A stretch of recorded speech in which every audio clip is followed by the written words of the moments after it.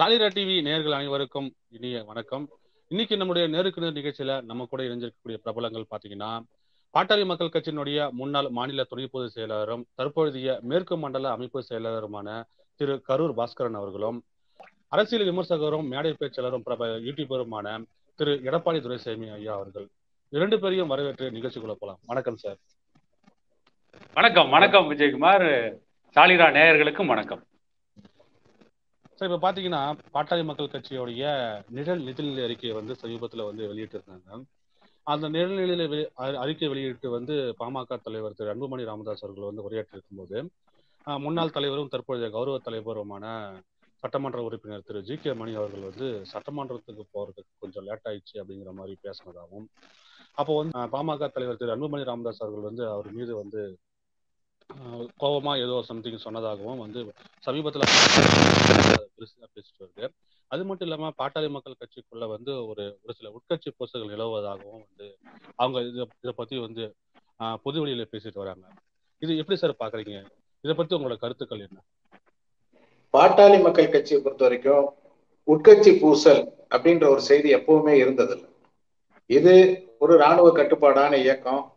எப்பயுமே மருத்துவர் ஐயா அவர்கள் என்ன சொல்றாரோ, என்ன முடிவு எடுக்கிறாரோ, அதுதான் அந்த கட்சியோட முடிவு, அதுதான் செயல்பாடு. அதனால ஒரு உட்கட்சி பூசல் அப்படின்னு சொல்றது அந்த இந்த பாட்டாளி மக்கள் கட்சிக்கு அது பொருந்தாது. அது மாதிரி ஒரு செய்தி தவறான செய்தி. அது முற்றிலும் நாங்க மறுக்கிறோம்.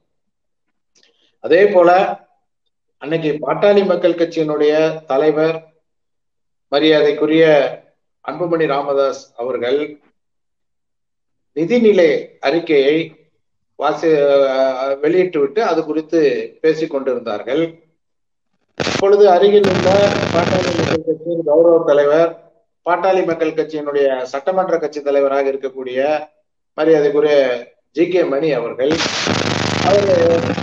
அருகில் இருக்கும் போது இதுபோல் சட்டமன்றத்திற்கு செல்ல வேண்டும் என்ற தகவலை மருத்துவர் சின்னையா அவர்களிடம் அவர் சொன்னார்கள். அவர் சொன்ன போது அந்த இடத்தில் மருத்துவர் சின்னையா அவர்களுக்கு ஒரு கோபம் வந்தது. உண்மைதான், கோபம் வந்தது, ஒரு விரக்தியான கோபம் வந்தது. ஆனால் அது யார் மீது என்று சொன்னால், நடக்கின்ற ஆட்சி மீது, இந்த திமுக ஆட்சி மீது, இந்த சட்டமன்ற நடவடிக்கைகள் மீது மருத்துவர் சின்னையா அவர்களுக்கு கோபம். அவர் என்ன சொன்னார் என்றால், அந்த இதை நீங்க கவனித்தீங்கன்னா தெரியும், அங்க பேசுறதுக்கே எதிர்கட்சிக்கு வாய்ப்பு தரதில்லை. அப்படியே நீங்க பேசினாலும் அது ஏதோ ஒரு அவை குரூப்ல பதிவு பண்ண போறாங்க. வேற என்ன நடக்க போகுது? அங்க ஏதும் செய்ய போறது இல்ல. அவங்க என்ன பண்ணிட போறாங்க? இது வரைக்கும் இத்தனை ஆண்டு காலமா நீங்க பேசுறீங்க, எவ்வளவோ கோரிக்கைகள் வைக்கிறோம், எதையுமே செவி சாய்க்கிறது இல்ல. சட்டமன்ற நடவடிக்கையே சரியில்லை. அவங்க செஞ்சு நம்ம சொல்லி மட்டும் அவங்க என்ன செய்யவா போறாங்க? அங்க ஒண்ணும் செய்ய போறது இல்ல. சட்டமன்றத்துல சும்மா புகழ்ந்து எதையோ பேசிட்டு உட்காந்துருக்காங்க, பொழுதுபோக்கு இருக்காங்கன்னு சொல்லி இந்த திமுக ஆட்சி மீது, திமுக ஆட்சி சட்டமன்ற நடவடிக்கை மீது, அந்த அவலத்தின் மீது கோபம் கொண்ட மருத்துவர் சின்னையா அவர்கள் அதைதான் வெளிப்படுத்தினார். அதே அவர் கேட்டபோது அதை சொன்னார். அப்பொழுது பத்திரிகையாளர்கள் இருக்கிறாங்க, எல்லாரும் பார்க்கட்டும்னு தான் சொன்னார், தெரியாம சொல்லல. சின்னையா அவர்கள் அது கூட தெரியாதவர் கிடையாது, அவருக்கு எல்லாம் தெரியும். அவரு அந்த பத்திரிகையாளர்களுக்கு தெரியத்தான் சொன்னாரு. ஒரு கட்சி, அந்த கட்சிக்கான, அதுவும் சமூக நீதிக்கான கட்சி, 43 ஆண்டுகளாக மது ஒழிப்புக்காக போராடுகின்ற கட்சி, மணல் கொள்ளைக்காக போராடுகின்ற கட்சி, சமூக நீதிக்கு இந்திய அளவுல இருக்கக்கூடிய தலை சிறந்த கட்சி, இன்னைக்கு 5க்கும் மேற்பட்ட இடஒதுக்கீடுகளை இந்திய அளவிலும் தமிழ்நாடு அளவிலும் பெற்றுக் கொடுத்திருக்கக்கூடிய கட்சி, கட்சி இன்னைக்கு ஒரு ஜாதி வாரி கணக்கெடுப்பு நடத்துங்கன்னு கேட்டா கூட அதை காதிலே வாங்கிக்காத ஒரு சட்டசபையில போய் பேசினாங்க. வாங்க போறாங்களா? அவங்க சாதி வாரி கணக்கு எடுக்க போறாங்களா? ஆனா எடுக்க மாட்டாங்க. ஏன்னா அது நம்ம பல நூறு முறை கேட்டு கேட்டு சலிப்பாகி போச்சு. பல இடஒதுக்கீடு, வன்னியர் இடஒதுக்கீடு, உச்ச நீதிமன்றம் என்ன சொன்னாங்க? அது மறுபடியும் சட்டம் ஏற்ற சொன்னாங்க புள்ளி உரங்களோட. அது ஒரு நாள் வேலை, சாதாரண வேலை. அது 2 ஆண்டு காலமா அவங்க காலம் கடத்துறாங்க. கேட்டா நாங்க தந்தை பெரியாரோட பள்ளிக்கூடத்துல படிச்சோம், சமூக நீதி எங்கள் உயிர் மூச்சு அப்படின்லாம் சொல்றாங்க. இந்தியா பூரா நடக்குது. சமூக நீதி பத்தி பேசாத மாநிலங்கள் எல்லாம் இன்னைக்கு ஜாதிவாரி கணக்கெடுப்பு நடக்குது. குர்தீசின மக்கள் போராட்டத்துக்கு மரியாதை கொடுத்து இடஒதுக்கீடு கொடுக்குறாங்க. பட்டேல் இன மக்கள் போராட்டத்துக்கு மரியாதை கொடுத்து இடஒதுக்கீடு கொடுக்குறாங்க. கேரளால ஈழவாசுக்கு அவங்க நாராயணகுருவுடைய போராட்டத்துக்கு மதிப்பு கொடுத்து இடஒதுக்கீடு கொடுத்து. ஒரே நிமிஷம். அது பட்டேல் சமூகத்துக்கு ஆதரவா அந்த இடஒதுக்கீடு போராட்டத்தை ஆரம்பிச்ச ஹர்திக் பட்டேல். காங்கிரஸ் கட்சிக்கு போய் சேர்ந்து அங்க துணைத் தலைவராகி அதுக்கு பின்னால பாஜக கூட போயிட்டார். ஆனாலும் அந்த சமூகத்துக்கு அங்க இடஒதுக்கீடு கொடுக்குறாங்க. நம்ம ஐயா வந்து தொடர்ந்து போராடிட்டு இருக்காரு. இல்ல எதுக்கு சொல்றேன்னா, மருத்துவர் சின்னையா அன்புமணி ராமதாஸ் அவர்கள் கோபப்பட்டது உண்மை, அவருக்கு ஒரு விரக்தி அந்த நேரத்தில் பேசியது உண்மை, இதுல யாரும் மறுக்கல. ஆனால் அவர் கோபப்பட்டது திமுக ஆட்சியின் மீது, சட்டமன்ற நடவடிக்கையின் மீது, ஜி.கே. மணியின் மீது கிடையாது. அந்த நேரத்தில் அதற்கான பதிலை அவர் சொல்லுகிறார். நீங்க அவர் என்ன சொல்றாரு, நீங்க கடுமையா போறீங்க, பேசுறீங்க, பதிவு பண்றீங்க, நீங்க பேசினா மட்டும் அவங்க என்ன எடுத்துக்கவா போறாங்க, செய்யவா போறாங்கன்னு சொன்னாரு. ஆனா திமுகவுடைய கையாலாகாத தனத்தை சுட்டி காட்டினார் மருத்துவர் சின்னையா அவர்கள், பாமக தலைவர் அவர்கள். ஆனா அது ஊடகங்கள் வந்து அவர்களுடைய குற்றத்தை, தவறை மறைப்பதற்காக ஜி.கே. மணி அவர் இப்படி சொன்னாரு அப்படி சொன்னாருன்னு சொல்லிட்டு அவங்க திசை திருப்புறாங்க. அதுதான் உண்மையா அங்க நடந்தது.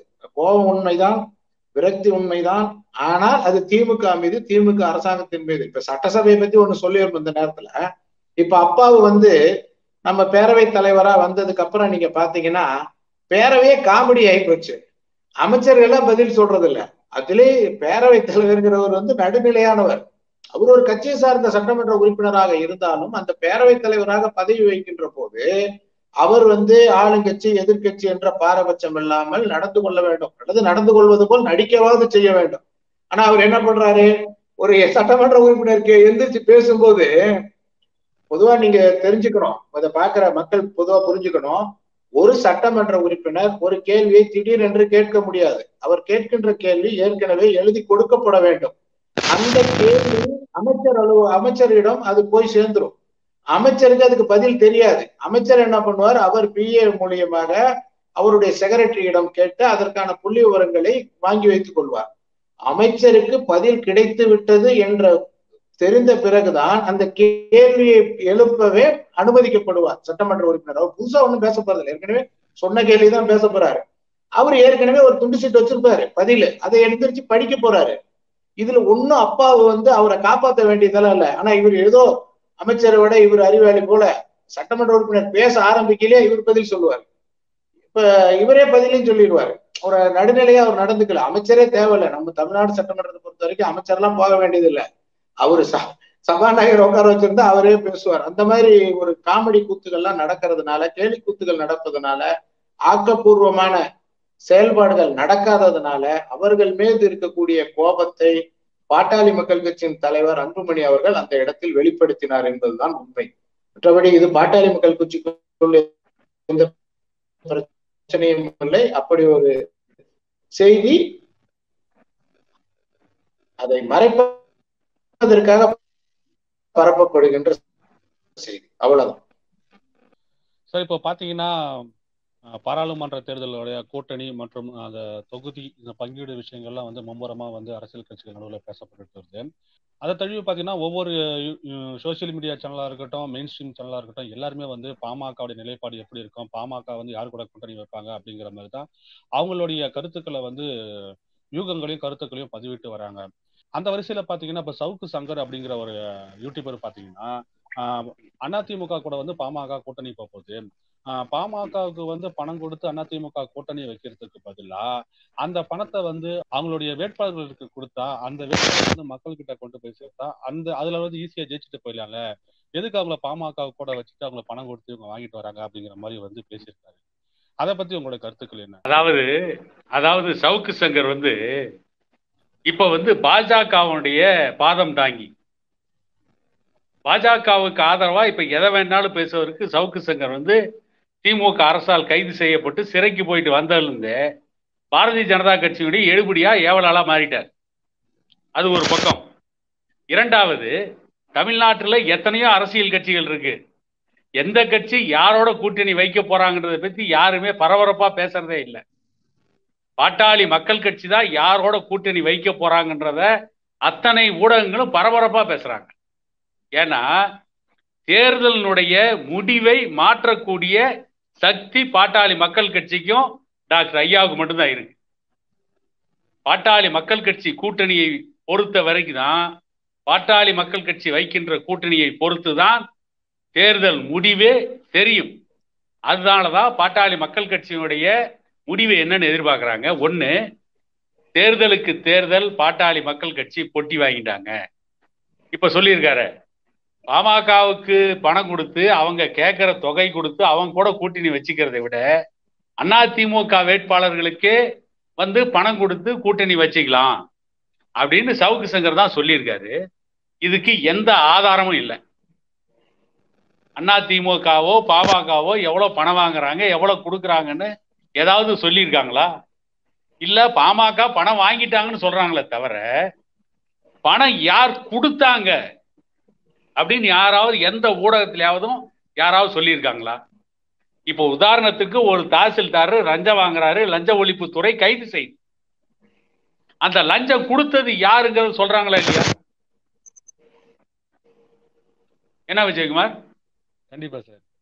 அந்த லஞ்சம் கொடுத்தது யாருங்கிறதையும் வந்து பகிரங்கமா வந்து செய்தியில வருது. பாட்டாளி மக்கள் கட்சி வாங்கிட்டாங்கன்னு பேசுறாங்களே தவிர கொடுத்தது யாருங்கிறத சொல்ற எவனுமே சொல்றது. இரண்டாவது, இன்னைக்கு யார் பொட்டி வாங்கினாங்கன்றது திட்டவட்டமா உச்ச நீதிமன்றமே சொல்லிடுச்சு. யாரு பொட்டி வாங்கினாங்க, தேர்தல் பத்திரத்துல யார் வந்து நிதி வாங்கினாங்கிறத உச்ச நீதிமன்றமே தெளிவா சொல்லியிருக்கு. இந்த தேர்தல் பத்திரத்தை கொண்டு வரதுக்காக அந்த சட்டத்தை திருத்தறதே இன்றைக்கு ஆளுகின்ற மத்திய பாரதிய ஜனதா கட்சி அரசு. அதை நீதிமன்றம் ரத்து செஞ்சிருச்சு. தேர்தல் பத்திரத்தின் மூலம் பல அரசியல் கட்சிகள் மோசடி பண்ணிருக்குன்னு, யார் எவ்வளவு வாங்கியிருக்காங்கன்ற திட்டவட்டமான செய்தி எல்லாம் நீதிமன்றமே வெளியிட்டுருச்சு. அதுல முதல்ல அதிகமா பொட்டி வாங்கினது பாஜக, 6564 கோடி. இவங்க பொட்டி வாங்கினது இந்த சவுக்கு சங்கர் பேசுவாரா? அதுக்கு அடுத்து மாநில கட்சிகள்ல அதிகமா பொட்டி வாங்கின லிஸ்ட்ல யார் இருக்கான்னு கேட்டா திரிணாமுல் காங்கிரஸும் பிஜு ஜனதா தளமும் திமுக 3வது இருக்குது, 617 கோடி. அதாவது கருணாநிதி கொடுத்தாருன்னு தான் சொல்றாங்களே தவிர கருணாநிதிக்கு பொட்டி வாங்கி மட்டும்தான் பழக்கம். அதை இவங்க யாரும் பேச மாட்டாங்க. ஏன்னா அவங்க ஆட்சியில் இருக்கிறாங்க, அதிகாரத்தில் இருக்கிறாங்க. இன்னும் சொல்ல போனா இந்த சவுக்கு சங்கர் மாதிரி ஆள் மேல நிறைய குற்ற பிரச்சனைகள் இருக்குது, குற்ற பின்னணி இருக்குது. நாளைக்கு ஆட்சியாளர்களுக்கு எதிராக பேசினா எங்க ஒரு தடவை தூக்கி உள்ள போட்டதுக்கே தடுமாறி போயிட்ட. நம்ம அண்ணன் பாஸ்கர் அண்ணன் சொன்ன மாதிரி அவர் வந்து காடு வெட்டி குரு கூட இருந்தவர். அவருக்கு நம்மளை விட நல்லா தெரியும். எத்தனை முறை ஜெயிலுக்கு போனாலும் தயங்காமல் வந்து பேசுறதுக்கு காடு வெட்டி குரு போல ஒரு சிலர் மட்டும்தான் தமிழ்நாட்டில் இருக்காங்க. சவுக்கு சங்கர்ல ஒரு முறை ஜெயிலுக்கு போயிட்டு வந்து அடுத்த நிமிஷம் ஆடி போயிடுவான். ஏன்னா அந்த ஊடகங்கள்ல பேசி சொகுசா வாழ கத்துக்கிட்டாங்க. பாமகவுக்கு பொட்டி கொடுத்தான்னு சொல்றாங்கல்ல, இந்த சவுக்கு சங்கருக்கு எங்க இருந்து பணம் வருது, யார் கொடுத்தா? இவனுக்கு என்ன வருமானம்? சவுக்கு சங்கர் என்ன பெரிய மிட்டா மிராஸ்தாரா, பரம்பரை ஜமீன்தாரா? இல்ல வந்து எட்டயாபுரம் சமஸ்தானத்தை ஆண்டாங்களா? இல்ல பெருந்துறை பாளையத்துக்கு சொந்தக்காரரா சவுக்கு சங்கர்? இவனுக்கு எங்க இருந்து பணம் வருது? இவனால எப்படி கார்ல போக முடியுது?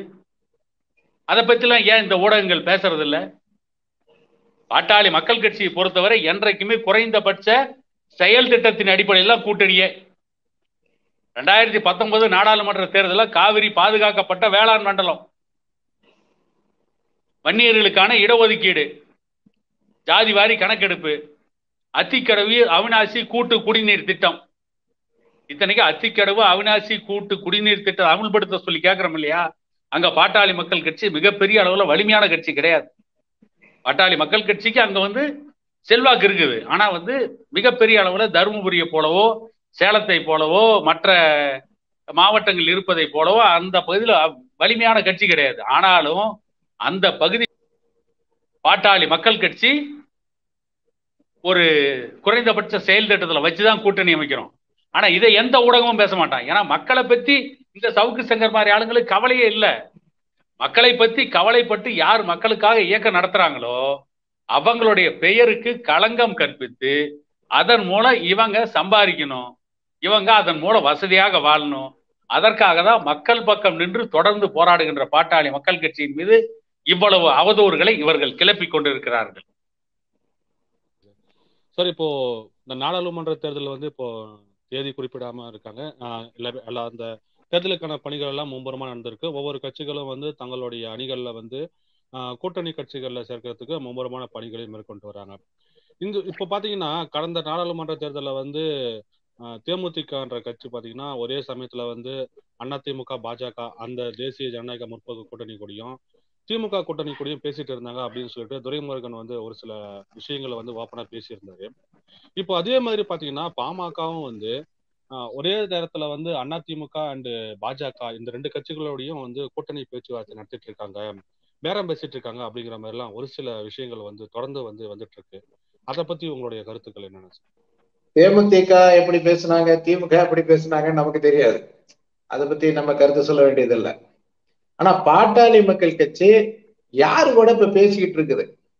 இப்ப இது வரைக்கும் பாட்டாளி மக்கள் கட்சி அதிமுக ஆபீஸுக்கு போச்சா பேச, திமுக ஆபீஸுக்கு போச்சா, யாரை சந்திச்சது, அல்லது யார் போனா? பாட்டாளி மக்கள் கட்சியினுடைய தலைவர்கள் யாராவது போனாங்களா, இல்ல ஏதாவது நிர்வாகிகள் போனாங்களா, இல்ல ஏதாவது குழு போச்சா, யார் போனா? பாட்டாளி மக்கள் கட்சியோடைய கூட்டணி குறித்து, நாடாளுமன்ற கூட்டணி குறித்து முடிவு எடுக்கக்கூடிய அதிகாரம் மருத்துவர் ஐயா அவர்கள், தமிழின போராளி மருத்துவர் ஐயா அவர்களுக்கு பொதுக்குழுவால் வழங்கப்பட்டு விட்டது. மருத்துவர் ஐயா அவர்கள் முடிவெடுப்பார். அவர் மருத்துவர் ஐயா அவர்கள் முடிவெடுத்த பிறகு நாங்கள் அறிவிப்போம். அதுவரை ஊடகங்கள் உங்கள் கற்பனையாக நீங்கள் எதுவும் சொல்ல வேண்டாம் என்று பாமகவினுடைய தலைவர் மரியாதைக்குரிய மருத்துவர் சின்னையா அன்புமணி ராமதாஸ் அவர்கள் தெளிவுபடுத்தி விட்டார். ஆனால் பாமகவிடம் பேசிக் கொண்டிருக்கிறார்கள். பாமகவிடம் பேசுகிறார்கள். எல்லா கட்சியும் தான் பேசுறாங்க பாமகவிடம் பேசாத கட்சிகள் இல்லை. பாமக ஒரு வலிமையான இயக்கம். பாமகவிடம் வலிமை இருக்கிறது. தேர்தலை தீர்மானிக்கக்கூடிய சக்தி பாட்டாளி மக்கள் கட்சிக்கு இருக்கிறது. இளைஞர்களுடைய அதிக லட்சம் இளைஞர்களை கொண்ட இயக்கம், போராளி இயக்கம். ஆகவே பாட்டாளி மக்கள் கட்சி ஆதரித்தாலே அவர்கள் இருப்பதில் இவர்கள் பரவாயில்லை என்று மக்கள் நினைக்கின்ற ஒரு காலம் இன்று தமிழ்நாட்டிலே இருக்கிறது. ஆகவே பாமகவுடன் கூட்டணி வைப்பதற்கு அவர்கள் எல்லாம் பேசுகிறார்கள், எல்லா கட்சியும் பேசுகிறார்கள். அதுக்கு நாம என்ன செய்ய முடியும்? நாம ஒரே நேரத்துல ரெண்டு கட்சியில போய் கூட்டணி பேசுறது வேற, நம்ம கிட்ட வந்து எல்லாரும் பேசுறது வேற. பாட்டாளி மக்கள் விரும்புறாங்க, பேசல, அதாவது விரும்புறாங்க எல்லாரும். இன்னைக்கு அவங்க சொல்ற கட்சிகள் பாரதிய ஜனதா விரும்பலாம், அதிமுக விரும்பலாம், எல்லாம் விரும்பலாம். அது அவர்களுடைய விருப்பம். அதிமுக பாமகவுடன் கூட்டணி வைத்துக் கொள்ள வேண்டும் என்று விரும்புவதை நாம் என்ன சொல்ல முடியும்? அது அவர்களுடைய விருப்பம். பாரதிய ஜனதா பாமகவுடன் கூட்டணி வைத்துக் கொள்ள வேண்டும் என்று விரும்புவது அவர்களுடைய விருப்பம். இதுல ஒன்றும் பெரிய தவறு கிடையாது. பாமக போய் ரெண்டு கட்சியில ஒரே நேரத்துல பேசுதுன்னு சொன்னா பாமக எங்க பேசுச்சு, எந்த இடத்துல பேசுச்சு, யாருக்கிட்ட பேசுச்சு, யாரு போய் பேசுனாங்கன்னு சொல்லணும். இவங்க ஒரு குரடான்னு சொல்லக்கூடாது, இவங்க செய்யறத நாம செய்யறதுன்னு சொல்லக்கூடாது. பாமக யாரிடமும் கூட்டணி பேச போனதே இல்லை. உங்களுக்கு தெரியாமல வரலாறு. பாட்டாளி மக்கள் கட்சி 89, 91, 96 வரை தனித்து நின்ற கட்சி. 98க்கு பிறகு கூட்டணிகளில் இணைந்த கட்சி. பாட்டாளி மக்கள் கட்சியை பொறுத்தவரை கூட்டணி பேச எந்த அலுவலகத்துக்கும் தேடி போனதே கிடையாது. பாட்டாளி மக்கள் கட்சியை தேடி வந்துதான் கூட்டணி பேசி இருக்கிறார்கள். இதுதான் சரித்திரம். ரெண்டாவது என்னன்னு கேட்டீங்கன்னா, இப்ப திமுக என்னன்னா அவங்க அப்படியே இருக்கிறாங்க. அங்க இருக்கிற கட்சிகள்லாம் வந்து என்ன பண்றாங்கன்னா, அவங்க அப்படியே டிராவல் ஆகுறாங்க. கிளைக்கழகம் மாதிரி என்ன பண்றாங்க, கூட்டணியில இருக்காங்க, ஜெயிக்கிறாங்க. மற்ற கட்சிகள்லாம் பொதுவா சொல்றேன், கூட்டணியில இருந்து ஜெயிச்சதுக்கு அப்புறம் அவங்களோடய ஒட்டிக்கிட்டு ஏதாவது அவங்களால ஆதாயம் அடைந்துக்கிட்டு அவங்க கட்சியை நடத்துறதுக்கு ஏதாவது செய்துக்கிட்டு ஓட்டிகிட்டே வருவாங்க. இது மற்ற கட்சிகளுடைய பழக்கம். பாட்டாளி மக்கள் கட்சியை பொறுத்தவரை இதனுடைய கொள்கை முற்றிலும் வேறானது. பாட்டாளி மக்கள் கட்சியினுடைய கொள்கை, செயல்பாடு, செயல் திட்டங்கள், நோக்கங்கள் எல்லாம் வேறு. ஆக இது தேர்தல் கூட்டணி. தேர்தல் முடிஞ்சோடனே நம்ம வெளியில வந்துடுவோம். எப்பவுமே நம்ம கூட்டணியில தொடர்வது கிடையாது. ஏன்னா நம்ம உரிமைகளை கேட்க முடியாது. இப்ப கூட்டணியில தொடர்ந்தோம்னா என்ன ஆகும்? அவங்க செய்யற தவறுகளை நம்ம பக்கத்துல உட்காந்துட்டு ஒரு ஜாலரா அடிச்சுட்டு இருக்கணும். ஆனா மருத்துவர் ஐயா அவர்கள் அதை விரும்புவதில்லை. தேர்தல் முடிஞ்சது ஆனா கூட்டணியிலேயே இருந்தாலும் மக்கள் நலன் சார்ந்து குரல் கொடுக்க ஐயா தயங்கியதே கிடையாது. இல்ல கூட்டணினா நம்ம பாட்டாளி மக்கள் கட்சியோட கூட்டணி எப்படின்னா, இப்ப நம்ம பாரதிய ஜனதா கூட்டணியில தான் இருக்கிறோம். மருத்துவர் சின்னையா அவர்கள் என்ன சொல்றாங்க, டெல்லியை பொறுத்த வரைக்கும் பாரதிய ஜனதா கூட்டணியில இருக்கான்றாங்க. பாரதிய ஜனதா கூட்டணி என்றால் பாரதிய ஜனதா ஆட்சி அமைக்க நம்ம ஆதரவு கொடுக்கிறோம், அவ்வளவுதான். அதுக்காக பாரதிய ஜனதா எடுக்கிற முடிவுகள் எல்லாத்துக்குமே நம்ம முன்னாடியே பத்திரத்துல கையெழுத்து போட்டு கொடுத்துறது இல்லை. நீங்க என்ன முடிவு எடுத்தாலும் நாங்க வந்து அங்க ஆமோதிக்க, அப்படி ஒரு கூட்டணி நாம எடுக்கிறது கிடையாது. கூட்டணி என்பது ஆட்சி அமைப்பதற்கு ஆதரவு, அவ்வளவுதான் கூட்டணி. மற்றபடி வந்து சரியான எதிர்கட்சியாகத்தான் பாட்டாளி மக்கள் கட்சி தொடர்ந்து செயல்படுகிறது. அன்றும் இன்றும் எப்பவுமே தலை சிறந்த எதிர்கட்சின்னு பாத்தீங்கன்னா அது பாட்டாளி மக்கள் கட்சி தான். சட்டமன்றத்திலும் சரி, நாடாளுமன்றத்திலும் சரி, ஒரு சரியான ஆக்கப்பூர்வமான எதிர்கட்சி, மக்களுக்கு நன்மை விளைவிப்பதற்கான செயல்களை செய்கின்ற எதிர்கட்சினா பாட்டாளி மக்கள் கட்சி. சோ நாம கூட்டணியிலிருந்து வெளியில வந்துடுறதுனால இப்ப நாம தனி அடையாளத்தோடு இருக்கிறோம். பாட்டாளி மக்கள் கட்சி என்பது யாருடைய சாயலும் இல்லாமல் தனித்த அடையாளத்தோடு, தனித்த கொள்கையோடு, தனித்த செயல் திட்டங்களோடு இருப்பதால் நம்மோட எல்லாருமே கூட்டணி பேசுவாங்க. ஏன்னு கேட்டீங்கன்னா நம்ம யாரு கூட இல்லை. நம்ம இப்ப திமுகவோட இருந்துகிட்டே இருந்தோம்னா அதிமுக காரங்க பேச மாட்டோம். அதிமுகவோட இருந்துகிட்டு நம்ம அப்படி கிடையாது. பாட்டாளி மக்கள் கட்சி தனித்தன்மையோடு இருப்பதால் தேர்தல் நேரத்தில் அவர்கள் விரும்புகிறார்கள். எல்லோரும் பேசுறாங்க. பாட்டாளி மக்கள் கட்சியிடம் எல்லா கட்சிகளும் கூட்டணி சேர விரும்புகிறது என்பதுதான் அதுக்கு சரியான பதிலே தவிர, பாட்டாளி மக்கள் கட்சி போய் பேசுதுன்றது இட்டுக்கட்டி சொல்வது. அதுக்கு எந்த ஆதாரம் இல்லை. யாராவது சொல்லுங்க, எந்த ஆதாரம் கிடையாது. சார், இப்போ சமீபத்துல பாத்தீங்கன்னா பாஜக சார்பா ஜே.பி. நட்டா அவர்கள் சென்னை வந்ததாகவும், அவரை சந்திக்கிறதுக்கு பாத்தீங்கன்னா பாட்டாளி மக்கள் கட்சியினுடைய பிரதிநிதிகள் முயற்சி பண்ணதாகவும், ஜே.பி. நட்டா அவர்களை சந்திக்க மறுத்ததாகவும், இதே மாதிரியான செய்திகள் பாத்தீங்கன்னா இன்னும் ஒரு சில ஊடகங்கள்ல வெளியாயிருக்கு. அதை பத்தி உங்களோட கருத்துக்கள் என்ன? யார் போயிருப்பாங்க? ஜே.பி. நட்டா எந்த காரணத்துக்காக சந்திப்பை மறுத்திருப்பார்? அதனோட உண்மைத்தன்மையை பத்தி சொல்லுங்க சார். அதாவது ஜே.பி. நட்டாவை சந்திக்கிறது மாத்திரம் இல்ல, பாட்டாளி மக்கள் கட்சியுடைய தலைவர் அன்புமணி ராமதாஸ் அண்ணன் அவர்கள் மாநிலங்களவையினுடைய உறுப்பினர். அவர் இங்க ஜே.பி. நட்டாவை பார்த்து தான் பேசணும்னு எந்த ஒரு கட்டாயமும் கிடையாது. அவர் பேசணும்னு நினைச்சா டெல்லியில அமைச்சரா இருக்கிற அமித்ஷா கிட்டே நேரா பேச முடியும், பிரதமரா இருக்கிற நரேந்திர மோடி கிட்டே நேரா பேச முடியும். தமிழ்நாட்டுக்கு வர ஜே.பி. நட்டாவை போய் பார்த்து பேசணுங்கிற அளவுல பாட்டாளி மக்கள் கட்சி ஏதோ ஒரு லெட்டர் பேட் கட்சி கிடையாது, ஒரு வலிமையான கட்சி. ஏற்கனவே பாட்டாளி மக்கள் கட்சியை சார்ந்தவங்க எல்லாம் மத்திய அமைச்சரா இருந்திருக்கிறாங்க, நாடாளுமன்ற உறுப்பினரா இருந்திருக்காங்க. இன்னைக்கும் மாநிலங்களவையில மிகச்சிறந்த சொற்பொழிவுகள்லாம் கொடுத்தவர் யாருன்னு கேட்டா பாட்டாளி மக்கள் கட்சி தலைவர் அன்புமணி ராமதாஸ் அவர்கள். கோதாவரி காவிரி இணைப்பு திட்டத்தை பற்றி பேசியவர் யாருன்னு கேட்டா அன்புமணி ராமதாஸ் அவர்கள். அவருடைய பேச்ச அன்றைக்கு துணை ஜனாதிபதியா இருந்த வெங்கையா நாயுடுவை பாராட்டினார். ஆக என்னன்னா, திட்டமிட்டு சில ஊடகங்கள் என்ன சொல்லுது, அதிமுக பாமக கூட்டணி சம்பந்தமா பேசிட்டு இருக்காங்க. அதனால பாரதிய ஜனதா கட்சியினுடைய ஜே.பி. நட்டா சென்னைக்கு வந்த பொழுது பாமகவையும் தேமுதிகவையும் சந்திக்கிறதுக்கு திட்டம் போட்டாரு. தேமுதிகவும் பாமகவும் அதிமுக கூட்டணி பேச்சுவார்த்தை நடத்துறதுனால ஜே.பி. நட்டா சந்திக்க விருப்பம் இல்லாம போயிட்டாரு. அதனால பாமகவினர் ஏமாந்துட்டாங்க அப்படின்லாம் தினமலர் ஏடு, தினமலர் பத்திரிகை தான் அப்படி ஒரு பொய்யான பிரச்சாரத்தை தொடர்ந்து கட்டவிழ்த்து விடுது. இன்னைக்கு கூட எடப்பாடி பழனிசாமி பேசியிருக்காரு, திமுகவும் அதிமுகவும் ஒன்னா கைகோர்த்து போற மாதிரி ஒரு கருத்து படத்தை, ஒரு கேலி சித்திரத்தை வெளியிடுது தினமலர். அதுக்கு எடப்பாடி பழனிசாமி சரியான ஒரு விளக்கம் கொடுத்திருக்காரு. திமுகவுடைய அதிகாரபூர்வ ஏடை எப்படி முரசொலி செயல்படுதோ அது மாதிரி பாரதிய ஜனதா கட்சியினுடைய அதிகாரபூர்வ ஏடா தமிழ்நாட்டில் தினமலர் செயல்படுதுன்னு சொல்லியிருக்காரு. அது முழுக்க முழுக்க உண்மை. அதனால இது திட்டமிட்டு பாட்டாளி மக்கள் கட்சியின் மீது அவதூறு கிளப்ப வேண்டும், அவதூறு பரப்பணும், பாமகவின் மீது வன்மத்தை கிளப்பணும் அப்படிங்கிறதா அந்த ஊடகங்களுடைய திட்டம். இரண்டாவது, பாஜகவோடு பாமக கூட்டணி சேருவதற்கான வாய்ப்புகள் மிகவும் குறைவாக இருப்பதாக அந்த ஊடகங்கள் நினைக்குது.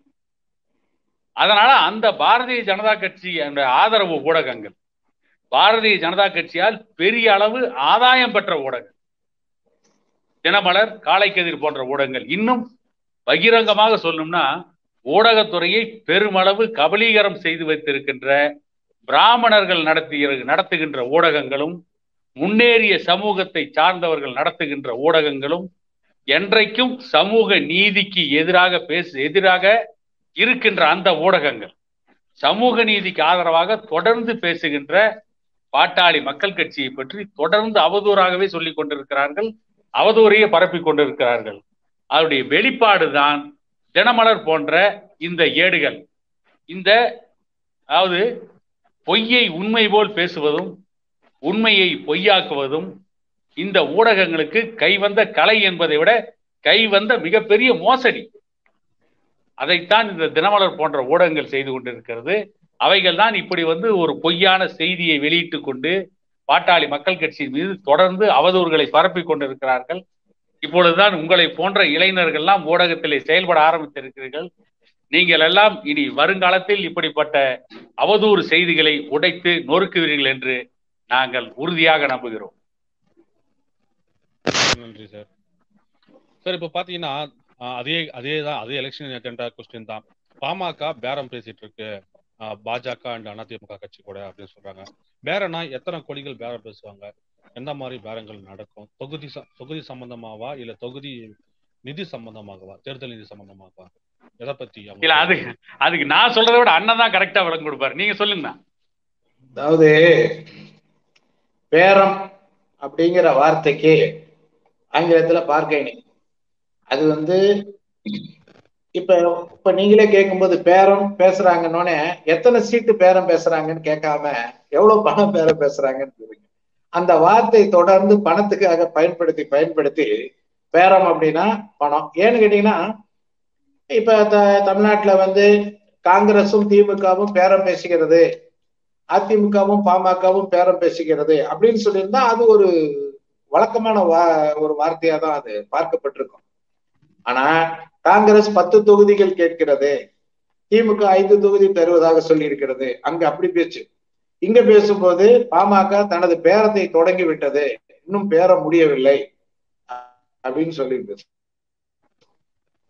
அப்ப என்ன சொல்ல வாரோம் அப்படின்னா, மற்ற கட்சிகள் எல்லாம் காசு கொடுக்காம நேர்மையா நீதியா ஒழுக்கமா தேர்தலை சந்திச்சு அந்த அரசாங்கம் தேர்தல் ஆணையம் என்ன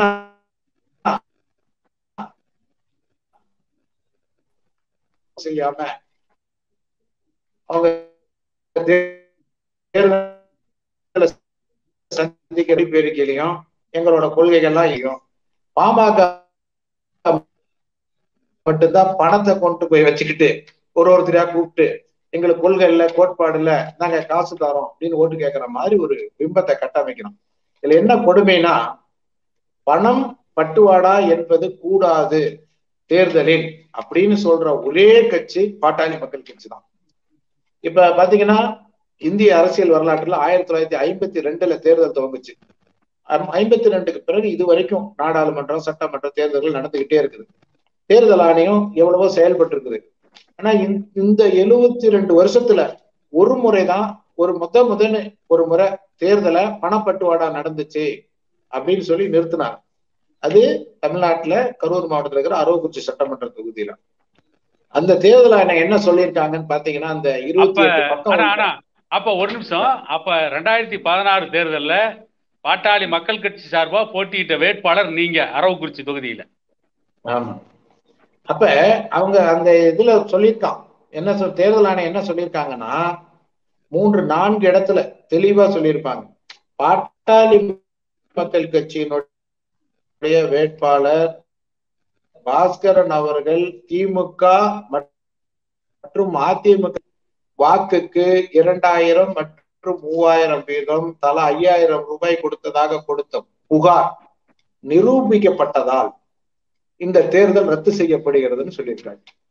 இத ஒருத்தனுக்கும் பத்திரிகை துறையில உட்கார்ந்து விவாதிக்க தகுதி. இதை பேசணுமா இல்லையா? ஊடகங்கள் இதை தானே பேசணும். அப்ப நேர்மையான கட்சி எது? பாட்டாளி மக்கள் கட்சி. அப்ப பணம் கொடுக்கிற கட்சி இது. ஆனா அவர்களுடைய குற்றங்களை மறைப்பதற்காக அவங்க ஒரு பொய் பிரச்சாரத்தை, கோயம்பல்ஸ் பிரச்சாரத்தை அவுத்து விடுறது. எப்ப பார்த்தாலும் பணம்னா பாமக அப்படின்ற அவுத்துறோம். ஏன்னா அவங்க அந்த தவறு செய்யறதுனால அதை மறைக்கிறாங்க, அதுக்காக அந்த கட்டமைக்கிறாங்க. ஏன்னா உலகத்துக்கே தெரியும். இப்ப நான் பேசுறத பாக்குற மக்கள் எல்லாருக்கும் தெரியும் யார் பணம் தருவா, பணம் தர்றதுக்கு யார்கிட்ட பணம் இருக்குது. ஏன்னா கடைசி தேர்தல்ல திமுக பிரகாஷ் கிஷோர்னு ஒருத்தரை கூட்டிட்டு இவங்களுக்கு வேலை சொல்லி தர்றதுக்கு 60 வருஷமா இருக்கிற திமுகவுக்கு எப்படி ஜெயிக்கணும், குறுக்கு பொட்டியை கொண்டு வச்சு மனு வாங்கணும், அந்த பொட்டிக்குள்ள மனு போட சொல்லணும், அதை எப்படி ஏமாத்தணும், இந்த மாதிரி எப்படி கரும்பு தோட்டத்துல சிமெண்ட் ரோடு போடுறதுன்னு சொல்லி அந்த போட்டோ ஷூட் நடத்துறதுக்கு 230 கோடி ரூபாய் செலவழிச்சான்றது உலகத்துக்கே தெரியும். இது உலகத்துக்கே தெரியும். ஆனா இதுல ஒரு வேடிக்கை என்னன்னா 230 கோடி ரூபாய் தேர்தல் சட்டவிரோதமா செலவழிச்சிருக்கிற அவங்கள பத்தி பேசாம. ஆனா ஒரு நிமிஷம் அதாவது ஏமாத்துறது மோசடி பண்றது இந்த கலையில கைதேர்ந்தவங்க திமுக. அந்த கலையவே சொல்லி கொடுக்குறது இன்னொரு ஆளை கூட்டம் தானே. இவங்க எப்பேற்பட்ட ஆளா இருப்பாங்க. அதுக்கு 230 கோடி ரூபாய் முதலீடு பண்ணிருக்காங்க அந்த தேர்தல்ல, அதுக்கு மட்டும். அப்புறம் நீங்க ஒருத்தருக்கும் பணம் கொடுக்குறாங்க. நீங்க பாட்டாளி மக்கள் கட்சியை வந்து குறை சொல்ல ஒண்ணும் இல்லை, நல்லா புரிஞ்சுக்கிடுங்க. பாட்டாளி மக்கள் கட்சி கல்வியா இலவசமா கொடுப்போம், மணல் கொள்ளையா தடுத்துருவோம், ஆத்துல மணல் அல்ல விட மாட்டோம், மதுவா ஒரு சொட்டு மது இருக்காது ஒழிச்சிடுவோம், மருத்துவமா இலவசமா கொடுத்துருவோம், விவசாயிகளா அவரு எனக்கு கடவுளுங்கிறாரு நம்ம மருத்துவர் சின்னையா, பாட்டாளி மக்கள் கட்சியோட தலைவர் என்ன சொல்றாரு, விவசாயிகள் எனக்கு என்னுடைய கடவுளுங்கிறாரு. மருத்துவர் ஐயா என்ன சொல்றாரு, முதல்ல நான் ஒரு விவசாயி, அப்புறம் சமூக போராளி, அப்புறம்தான் அரசியல்வாதின்றாரு. அப்ப இப்படி எல்லாருமே வந்து சரியா இருக்கிற போது குறை சொல்றதுக்கு ஒண்ணு இல்லை. சராசரி கட்சி கிடையாது பாட்டாளி மக்கள் கட்சி, சராசரி நிர்வாகிகள் கிடையாது பாட்டாளி மக்கள் கட்சி நிர்வாகிகள். அப்ப இவங்களுக்கு சொல்றதுக்கு ரெண்டு தான், ஒண்ணு ஜாதி, இன்னொன்னு என்ன பேசுவாங்க, ஜாதி பேசுறாங்கன்னு சொல்லுவாங்க, இல்லைன்னா இங்க வந்து பணம் வாங்கினாங்கன்னு சொல்லுவாங்க. இதை தொடர்ந்து சொல்லிக்கிட்டே இருப்பாங்க. ஆனா ஓட்டுக்கு பணம் கொடுக்கறது அவங்கதான், கொள்ளையடிக்கிறது அவங்கதான், மணல் கடத்துறது அவங்கதான், சாராய விற்கிறது அவங்கதான், மக்களை சுரண்டுறது அவங்கதான். ஏதோ ஒரு கம்பெனிக்கு வெளிநாட்டு கம்பெனி கிட்ட போய் பணத்தை வாங்கிக்கிட்டு டெபாசிட் பண்ணிட்டு வந்து ஒரே நிமிஷம். அதாவது சாராய பாட்டிலுக்கு அரசு நிர்ணயித்த பணத்தை விட அதிகமா பணத்தை வசூல் பண்ணது திமுக தான். செந்தில் பாலாஜி இல்ல நீங்க வெளியூர், நான் கரூர் நாள் உங்களுக்கு கரெக்டா சொல்றேன். நீங்க உங்களுக்கு தெரியாத ஒரு விஷயம் இருக்குது, மதுக்கடையில விற்கிற பாட்டில் பாதி சொந்த பாட்டில்.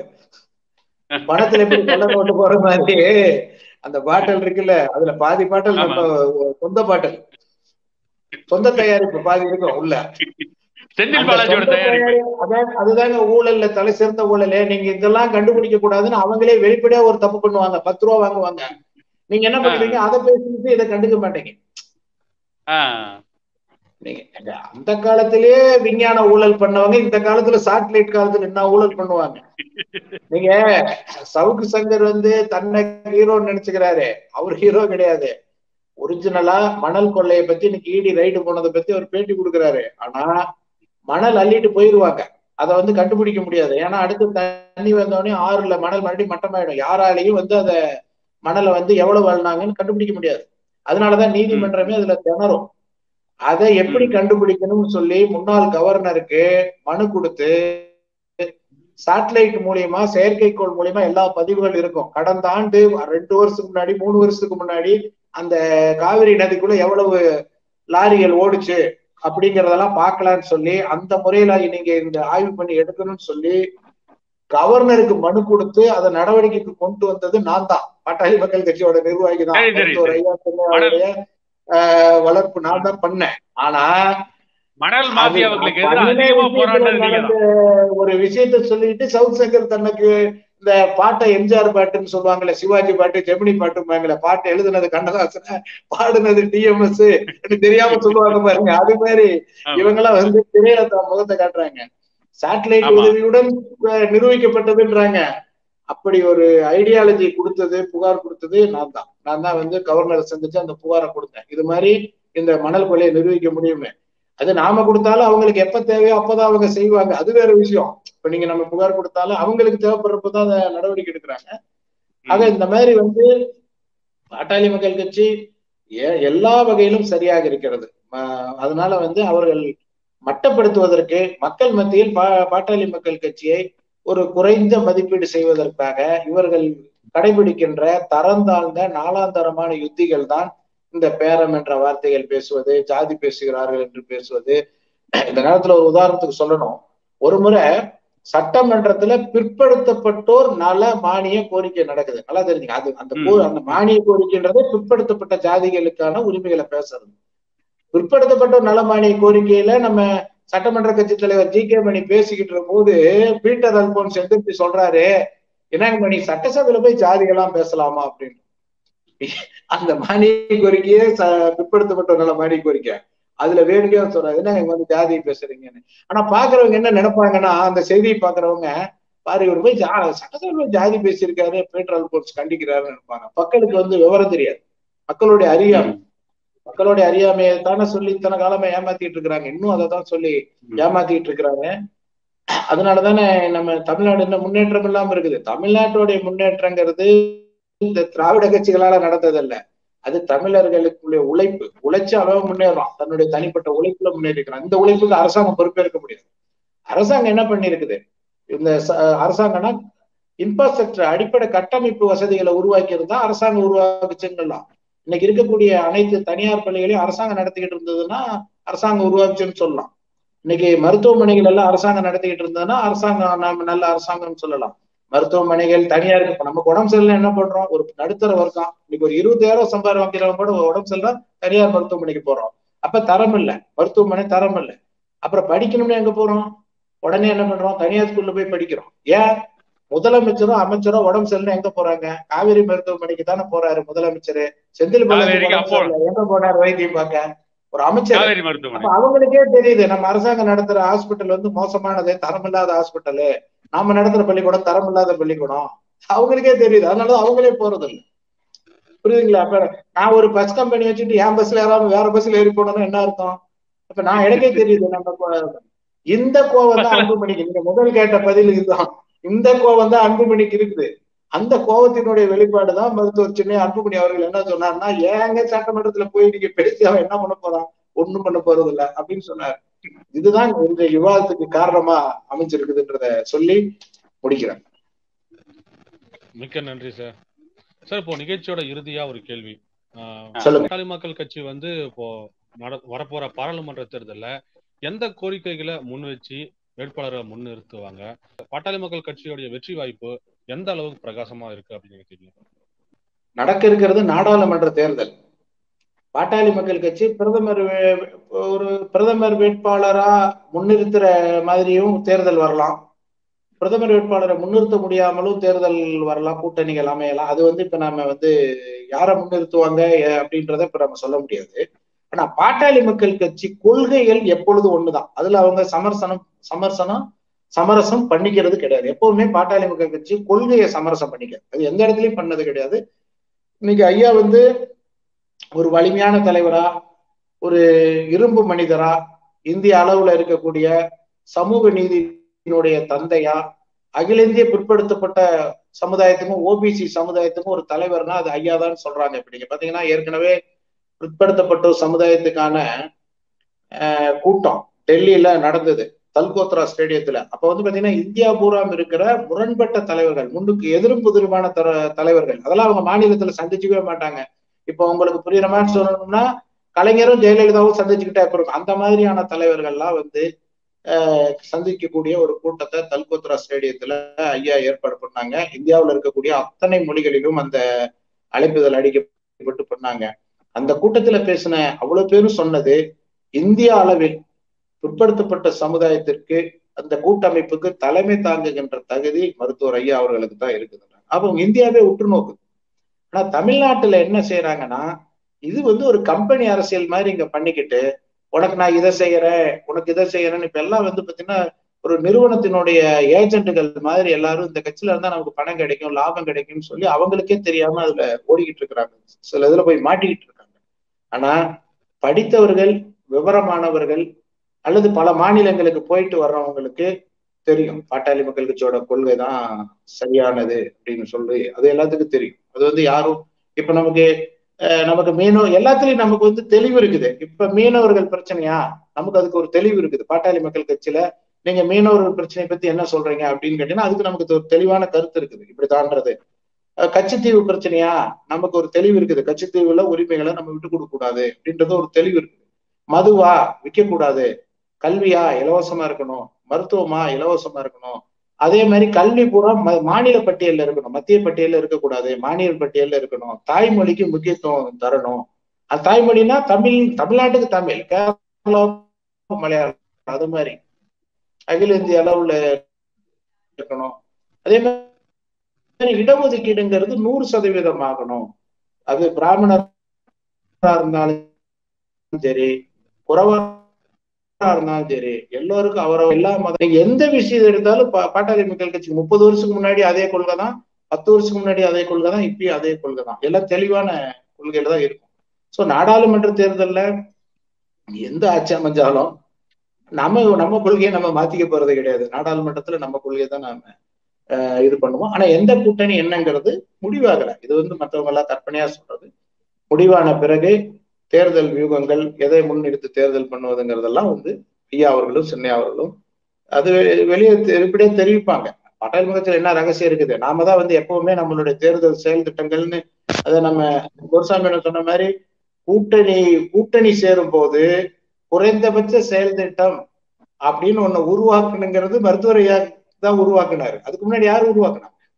அது 98 எலெக்ஷனுக்கு பிறகுதான் தேர்தலுக்கு இருந்துதான் இது ஆரம்பிச்சது. அதாவது நம்மளது வாஜ்பாய் அவர்கள் பிரதமராக்குவதற்காக இணையப்பட்ட கூட்டணியில என்னென்ன பண்ணக்கூடாது, என்னென்ன பண்ணணும்னு சொல்லி ஒரு விஷயத்த உருவாக்கினாங்க. அதை தொடர்ந்து நம்ம உருவாக்கணும். நம்ம சில விஷயங்களை சமரசப்படுத்திக்க மாட்டோம். மத்திய எந்த கூட்டணியா இருந்தாலும் நம்ம படுத்திக்க மாட்டோம். அதுதான் பாட்டாளி மக்கள் கட்சி தனித்தன்மையானது. நான் முன்னே சொன்னேன், இது தனித்தன்மையான கட்சி. இது அதனாலதான் இன்னைக்கு எல்லாரும் இதை விரும்புறாங்க, பாட்டாளி மக்கள் கட்சியை. ஊடகங்கள் பொய் பிரச்சாரம் செய்யுது. ஏன்னு கேட்டீங்கன்னா, இன்னைக்கு ஊடகங்கள் ஏதோ ஒரு அரசியல் கட்சி சார்ந்து ஊடகங்களாக இருக்குது, பொய் பிரச்சாரம் செய்யுது. அதிமுக இவர் என்ன செய்யணும்? பாமகவுக்கு பணம் தர வேண்டாம், அதை வச்சுக்கிட்டு நீங்களே வேட்பாளர் நிறுத்துங்கன்னா, நீங்க நேரா எடப்பாடிக்கு பஸ் ஏறி போய் அவர்கிட்ட சொல்லிட்டு வாங்க இந்த ஐடியாவெல்லாம். சங்கரு என்ன செய்யணும்? நேரா எடப்பாடி கிட்ட போய் இந்த மாதிரி ஐடியாவில இங்க பிரகாஷ் கிஷோர் சொல்ற மாதிரி அங்க போய் நீங்க சொல்ல வேண்டியதான, இந்த ஐடியாவில இப்படி இருக்குதுங்க.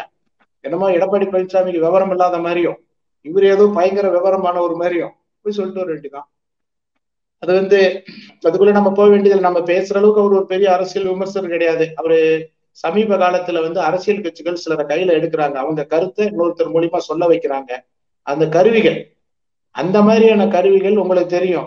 ஒவ்வொருத்தரும் வருவாங்க. அந்தந்த காலத்துல நிறைய பேர் வந்தாங்க, காணா போயிட்டாங்க, வருவாங்க, காணா போவாங்க. அவங்கள ஒரு 2 மாசம் பயன்படுத்துவாங்க, 3 மாசம் பயன்படுத்துவாங்க.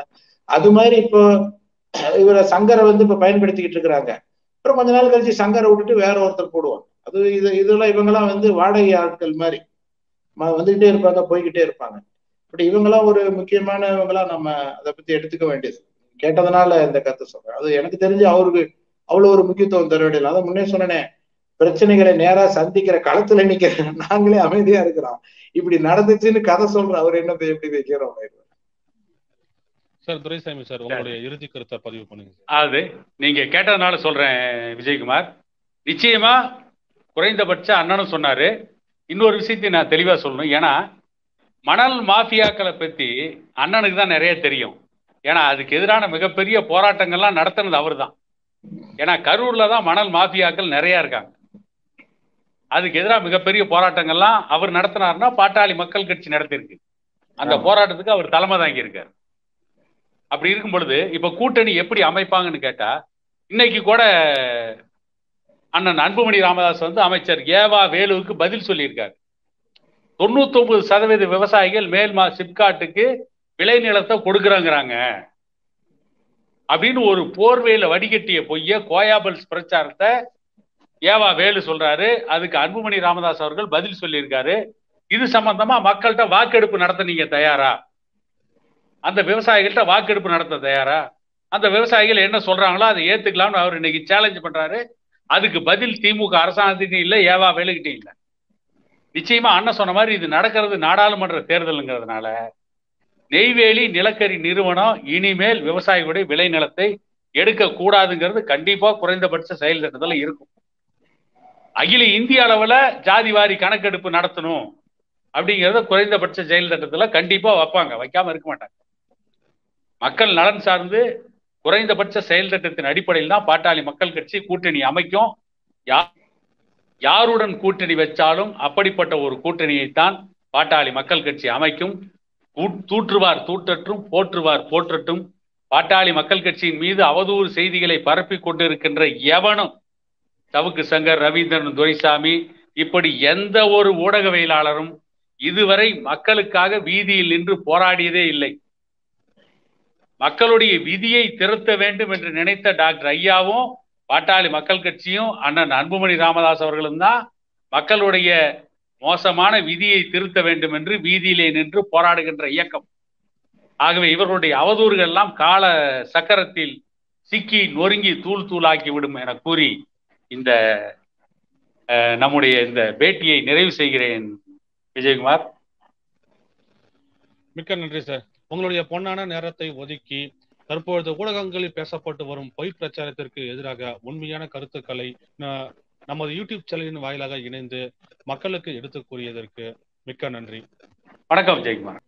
சாலித யூடியூப் சேனலுக்கும் விஜயகுமார் அவர்களுக்கும் இதை பார்ப்பவர்களுக்கும் எங்களது வணக்கத்தை தெரிவித்துள்ளோம்.